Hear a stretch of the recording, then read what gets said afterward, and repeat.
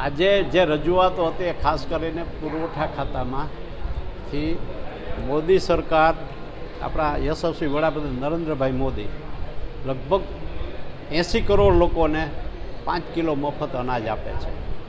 એ Covid વખતથી આપે છે અને હજી 5 વર્ષ સુધી ચાલુ રહે છે. કરોડો અબજો રૂપિયાનો સરકાર ખર્ચ કરે છે. હવે એમાં જે અનાજ આજે મારી પાસે નમૂના આવ્યા એ ભેળસેળવાળું અથવા જીવજંતુવાળું અથવા કચાસવાળું હતું.